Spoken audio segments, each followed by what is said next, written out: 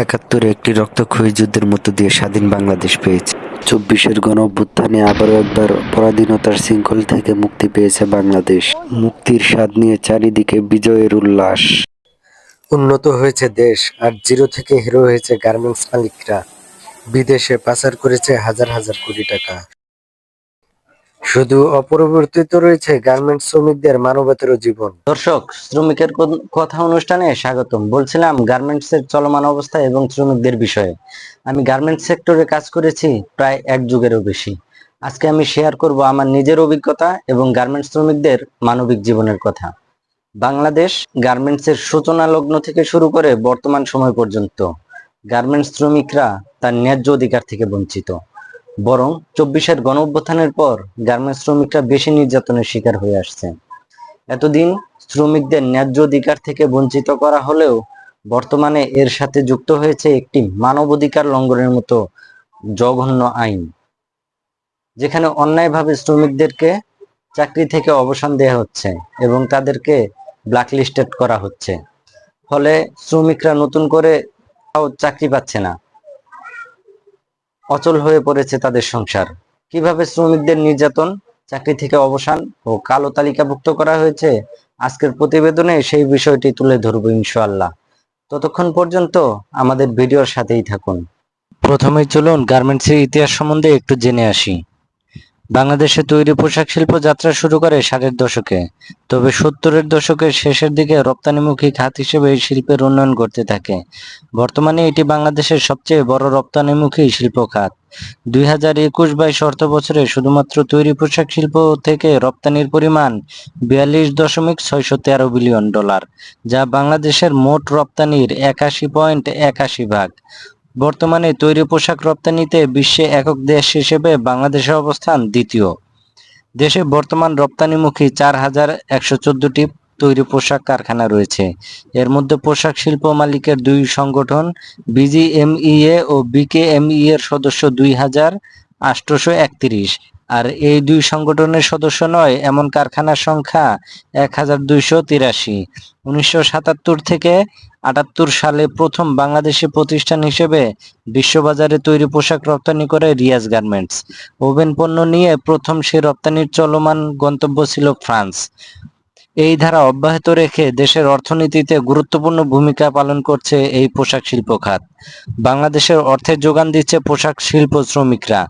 মেশিনের চাকা ঘুরিয়ে দিনরাত অক্লান্ত পরিশ্রম করে মাথার ঘাম পায়ে ফেলে যারা দেশকে সচল রেখেছে। 2024-এর ছাত্র জনতার অভ্যুত্থানে যে একটি স্বৈরশাসককে বিতাড়িত করা হয়েছিল, সেখানে গার্মেন্টস শ্রমিকদের ভূমিকা অনেক অনেক বেশি। সেই সংগ্রামে অনেক গার্মেন্টস শ্রমিক জীবন দিয়েছে।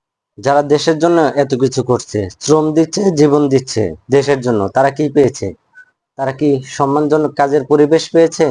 তারা কি ন্যায্য অধিকার পেয়েছে? তারা কি জীবনের নিরাপত্তা পেয়েছে? আজকের ভিডিওতে আমরা সেটাই জানার চেষ্টা করব। ভিডিওটি না টেনে শেষ পর্যন্ত দেখার অনুরোধ রইল। চলুন ঘুরে আসি রানা প্লাজার ঘটনা থেকে।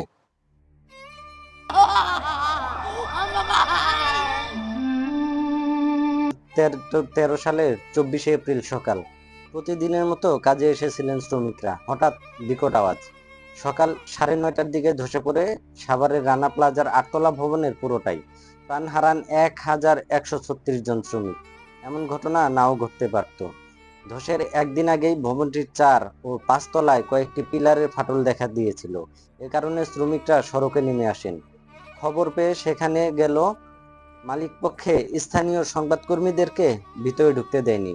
সাংবাদিকরা তখন যোগাযোগ করে স্থানীয় প্রশাসনের কর্মকর্তাদের সঙ্গে। বিষয়টি নিয়ে খবর প্রকাশ হয় সংবাদ মাধ্যমে। সাভারের তৎকালীন উপজেলা নির্বাহী অফিসার মোহাম্মদ কবির হোসেন সর্দার ভবনের ফাটল পরিদর্শন করেন। এরপর ব্যবসায়ী ও শ্রমিক প্রতিনিধিদের বলেন, এ ফাটলে তেমন কোনো সমস্যা নেই, বড় ধরনের দুর্ঘটনা ঘটার সম্ভাবনা নেই, সামান্য প্লাস্টার উঠে গেছে, সব ঠিক হয়ে যাবে। ইউএনের সেই কথায় আশ্বাসের 24 ঘন্টা না পেরোতেই পৃথিবীর সবচেয়ে বড় ভবন ধসের সাক্ষী হয় বাংলাদেশ, প্রাণ হারায় হাজারো শ্রমিক। এই হলো দেশের কাছে, দেশের প্রশাসনের কাছে শ্রমিকদের পাওয়া। এই ঘটনার পরে বিধবা হয়েছে কত নারী, এতিম হয়েছে কত শিশু, পঙ্গুত্ব বরণ করেছে কত হাজার হাজার মানুষ, কত মানুষ হতাহত হয়েছে, কত মানুষ নিহত হয়েছে। গার্মেন্টস মালিকদের টাকা খেয়ে প্রশাসন ঠিকমতো তার হিসাবও দেয়নি। এই ঘটনার সাথে জড়িতদের কি সঠিক বিচার হয়েছে? না, হয়নি। শ্রমিকের পরিবাররা কি তাদের ক্ষতিপূরণ পেয়েছে? না, পায়নি। আহত শ্রমিকরা কি সঠিক চিকিৎসা পেয়েছে? না, পায়নি।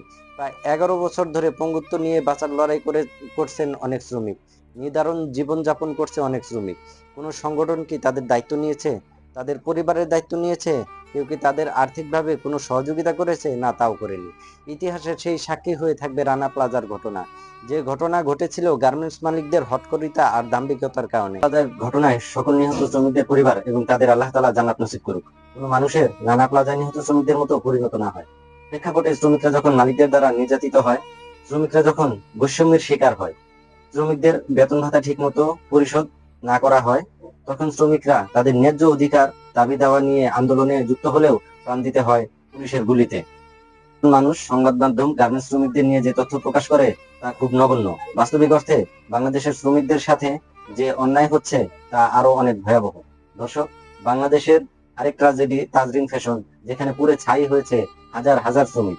দর্শক, পরবর্তী ভিডিও তাজরিন ফ্যাশন নিয়ে পরিপূর্ণ প্রতিবেদন নিয়ে হাজির হব ইনশাআল্লাহ। ভালো লাগলে লাইক, কমেন্ট, শেয়ার এবং সাবস্ক্রাইব করার অনুরোধ রইল। আপনার সহযোগিতা আমার প্রেরণা। দেখা হবে পরবর্তী ভিডিওতে।